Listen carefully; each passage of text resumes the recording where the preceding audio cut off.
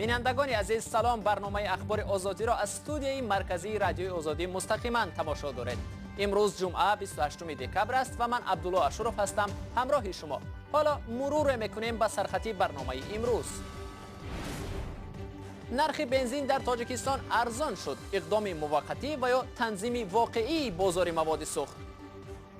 نرخ گازم ارزان شد. نسبت همی مبلغ اولوی هم کمتون با زندگی پیش میبریم. حمله با تبر با زوجه سوم. مرد در کتقرغان ازبکستان زوجه خود را به خیانت ایبدار کرده با تبر او را زده است. به ساشا مسکو بار دیگر حمله کردند. حامیان حقوق میگویند حمله‌وران ساشا مسکو جزا خواهند گرفت. حمله دوم که در نزدیکی ایستگاه متروی کوزمینیک رخ داده بود حل می شود تا اینکه تفتیش این حادثه علاهیده از سوی مقامات حفظ حقوق ناحیه صورت بگیرد. برنامه را با خبرهای تاجیکستان شروع میکنیم. در عرفه سال نو در تاجیکستان نرخ بنزین یکی از سوزشواری‌های پر استفاده در کشور کمی ارزان شد. قبل از این حکومت تاجیکستان برای تنظیم محصولات نیاز اول از جمله بنزین قرار کرده بود. ارزان شدن نرخ بنزین در تاجیکستان کم سابقه است، چون مدت هاست نرخ سوزشواری پیاپی بالا می رود ولی خیلی کم اتفاق می افتد که آن ارزان شود. برات یوسفی گزارش می دهد. با پیشنهاد خدمات ضد انحصاری نزد حکومت تاجیکستان، قیمت محصولات نفتی از جمله گاز و بنزین و سلیارکا در بازارهای تاجیکستان تا 10% پایین آورده شد. این خدمات میگوید پس از آموزش قیمت‌ها در بیرژه‌های بین‌المللی نفت، امکانات خرید در تاجیکستان و گفتگو با شرکت گازپروم نفت تاجیکستان به چنین قرار رسیدند. البته این مسئله ما از معلومات‌های اینترنتی از همیشه با خبر میشیم و تحلیل می‌نماییم. در حالتی اگر از جانب همین شرکت‌های وارد کننده یا که از دولت‌های استحصال کننده در حالت پس برآوردن نرخ صادرات محصولات نفتی به جمهوری تاجیکستان، البته این به واسطه برای پس گردیدن نرخ سوزشواری در نقطه‌های فروشواری دیده می‌شود. تا 2 روز پیش در نقطه‌های فروش سوزشواری دوشنبه قیمت 1 لیتر گاز مایع تا 4 سومانی و 40 درم، بنزین نوعی 92 تا 7 سومانی و 90 درم، بنزین نوعی 95 8 سومانی و 20 درم، سلیارکا تا 8 سومانی و 30 درم فروخته می‌شد. اکنون 1 لیتر گاز مایع 4 سومانی، بنزین وابسته به نوع 7 سومانی و 50 درم و 7 سومانی و 80 درم فروخته می شود. قبل از همه راننده ها از این تصمیم استقبال می کنند. تحصیل مثبت به همین جهت که خیلی نرخ گازم ارزان شد. مثبت همین مبلغ اولوی هم کمتون با زندگی پیش میبریم. خدمات ضد انحصاری تاجیکستان میگوید این نرخ‌های تصدیق شده محصولات نفتی نهایی نیست. بعد گفتگو با شرکت‌های اصلی وارد کننده تصمیم گرفتند در طول یک ماه آینده قیمت محصولات نفتی در بازار تاجیکستان باز 10% دیگر پایین آورده شود. زیرا آموزش بازار داخلی که قیمت‌ها در آن وابسته نرخ سوزشواری است، ضرورت چنین تصمیم حکومت تاجیکستان را پیش آورده است. با منظور جلوگیری از بالاروی به یکباره نرخ محصولات نفتی، در آغاز ماه روان حکومت تاجیکستان قرار مخصوصی را صادر کرد. قرار نقشه پیشگیری ریسک‌های احتمالی به اقتصاد ملی عنوان داشته و از طرف پرزیدنت امامعلی رحمان به امضا رسیده است. قرار حکومت تاجیکستان که برنامه قبلی ضد بحرانی را عوض می‌کند از 24 بند عبارت است. یکی از بندهای برنامه اداره‌های بلاک اقتصادی تاجیکستان را موظف می‌کند تا نگذارند که نرخ مواد مهم اجتماعی از جمله بنزین و سلیارکا و گاز مایع یکباره بلند شود. در ناحیه کتقرغان ازبکستان مرد به زنی که گفته می شود زوجه سومش است به خیانت متهم کرده با او با تبر حمله کرده است.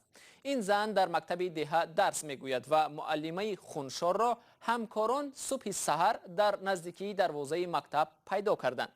همکارانمان از بخش ازبکی رادیوی آزادی این موضوع را پوشش دادند. از سراج‌الدین اسلام همکارم در بخش ازبکی رادیوی آزادی پرسیدم که این حادثه کی و چگونه رخ داده است. حادثه روز 25 دکبر در آخرین هفته سال 2018 میلادی در یکی از دهه‌های دوردست ناحیه کتقرغان ولایت سمرقند که نامش ستالین میگویند بین مردم رخ افتاده است. این حادثه در مکتب میانه این دهه روی میدهد و با گفته شاهدان معلمان سر و صداهای بلند را میشنوند و وقتی که آنها دویده به حولی مکتب میبرند میبینند که در نزد دروازه یکی از همکاران آنها، یکی از معلمه های این مکتب خونالود خوابیده است. بزودی آنها فوری دکتر را دعوت میکنند، به شفاخانه میبرند، ولی با گفته آنها گویا شوهر که این زن را به نگاه خودش گرفته است با تبر زخمی کرده است. دستهایش، زانوهایش، رویش، بینیش و خیلی شکست های سنگین را دیده است. زخمی خیلی جدی را گرفته است، ولی شفاکاران میگویند که زن در بیمارستان است و تهدید به زندگی او الان نیست. در تاجیکستان دوزنگی و یا چند همسری با وجود منع بودن بنابر قانون اویله یک پدیده رایج است. جنجال های اویلوی نیز در این زمینه زود رخ میدهند. اما در ازبکستان وضعیت چگونه است؟ آیا درست است که این حادثه نیز در زمینه رشک رخ داده است؟ درست است. گویا به گفته مردم این زن با شوهرش جدا شده است و مرد که او را به نگاه خودش گرفته است قبلا 2 زن داشته. این زنی سومش بوده گویا و در همون دهه اینا زندگی میکردند. ولی در ازبکستان البته بسیار زنی مثل تاجیکستان خیلی رواج نیافته است، اما با وجود این حادثه هست و مردم به این گونه حادثه ها یعنی وضعیت چشم میپوشند. یعنی رضایت مردم البته دیده می شود. آنها معمولا این حادثه را به دیگران نمیگویند، ولی همه خوب میدونند که مثلا یک مرد که اگر توانا باشد زن دوم یا حتی سوم را دارد. تشکر از سراج الدین اسلام، همکارم از بخش ازبکی رادیوی آزادی برای صحبت. یک شهروند تاجیکستان شکایت کرده است که در بازداشتگاه ادیگه منطقه مسلمانشین در قفقاز روسیه او را به نیروی برق گذاشته و شکنجه دادند. سیاد شاه اوبایدوف که با اتهام جلب ساکنان به گروه تندروی دولت اسلامی ماه مارت امسال دستگیر شد، در سیزای ادیگه نگهداری می شود.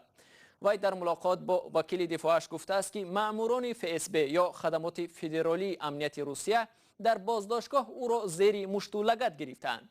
وکیل مدافع روز 28 دکبر در صحبت با کاوکاس ریالی یک بخش رادیو آزادی گفت زیر حمایه‌اش نام شکنجه کنندگان را نمیداند، ولی هنگام بازداشت در ماه مارت آنها را دیده بوده است.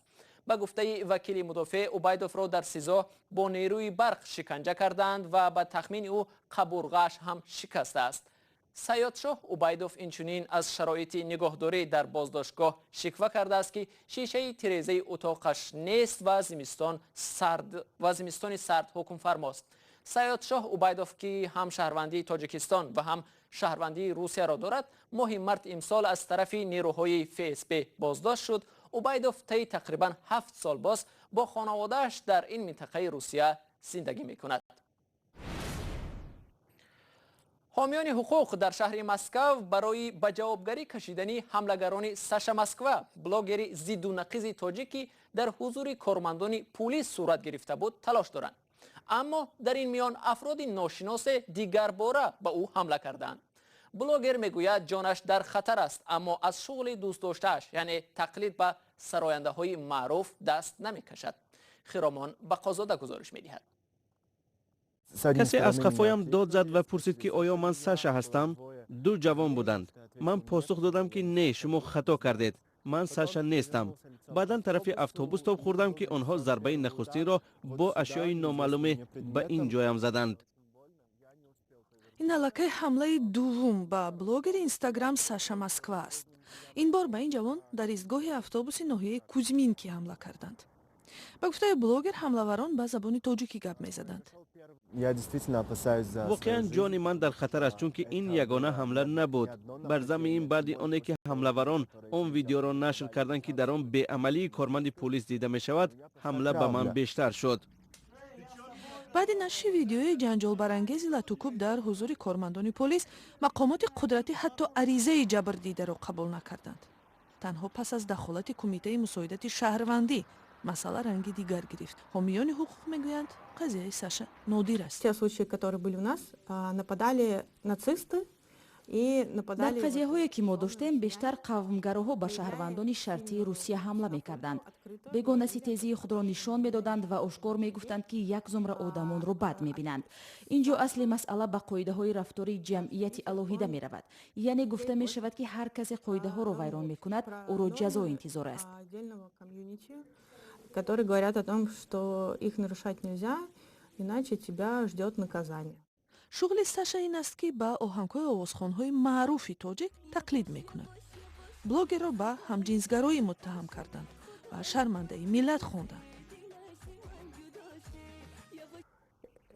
Я не хочу повторять, так сказать, их.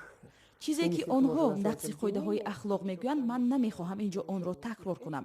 иттиҳом гуфтан душвор аст, аммо он корҳоеро онҳо ба худ иҷозат медиҳанд, албатта ғайри қобили қабул аст. ин фаҳмо аст, аммо чизи асосӣ нест. аз ҳама асос ин аст ки одамон дар ин гуна ҳолатҳо комилан бечора ва беҳимоя мемонанд. танҳо пас аз дахолати ҳуқуқшиносони бо таҷриба полис даст ба кор шуд. таҳқиқи ҳамлаи аввал шурӯъ шудааст. дар ҳоли ҳозир масъалаи тафтиши ҳодисаи ҳамлаи дуввум ки дар наздикии истгоҳи метрои кузминик рух дода буд ҳал мешавад, то ин ки тафтиши ин ҳодиса алоҳида аз сӯи мақомоти ҳифзи ҳуқуқи ноҳия сурат бигирад. худи блогер иттиҳоми бадхоҳонашро бепояву асос ва ноодилона медонад. ин шуғли дӯстдоштаи ман аст. ба ман санъати театрӣ хеле писанд аст. тақлидкороне ҳам зиёданд ки бештар аз ман либоси занона мепӯшанд, аммо ҳолати онҳо хуб аст. дар театр бисёр мардоне ҳастанд ки нақши занҳоро иҷро мекунанд, аммо барои ин корашон касе онҳоро таъқиб ё ҳамла намекунад. бешубҳа эҷодиёти ин блогер на ба ҳама писанд аст. барои дидани ҳунарнамоиҳои Саша Москва бояд ба саҳифаи пӯшидаи ӯ обуна шавед. вале савол ин аст ки чаро онҳое ки аз ахлоқ суҳбат мекунанд довталабона ба саҳифаи ӯ обуна мешаванд?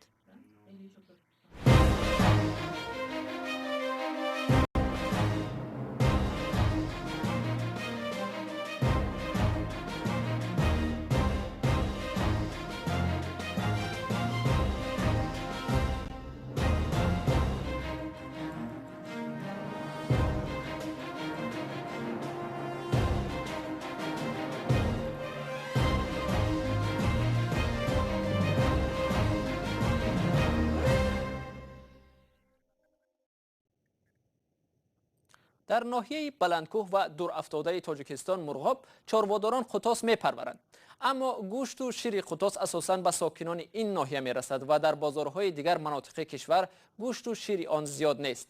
اما در منطقه بلندکوه قرقیزستان چارواداران موفق شدند که از گوشت و پوست قطاس چند محصولات آماده کرده دسترسی همگان کنند. در ناحیه بلندکوه و دورافتاده این قرقیزستان گوشت قطاس علاقه با بسیاری از ساکنان بلندکوه قرقیزستان دسترس است. منطقه بلندکوه قرقیزستان چارواداران موفق شدند که از گوشت و پوست قطاس چند محصولات آماده کردند و به مردم این کشور میرسانند. مردم کوهستان قرقیزستان به شرایط وزنین، هوای سرد و رودهای یخزده تاب میآورند، زیرا چنین شرایط برای پرورش قطاس بهترین به شمار می رود. سوینبک تونقطرف با همسرش گلنوره بایباسینова حیات خود را پوره به پرورش قطاس وابسته کردند.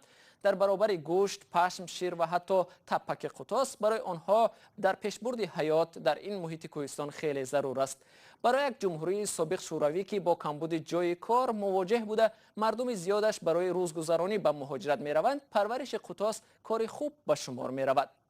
در مغازه های قرقیزستان 1 کیلوگرم گوشت قطاس به مبلغ 280 سوم یا حدود $4 به فروش می رود. برنامه امروز به پایان می رسد و خدا حافظ هر یکی شما باشد.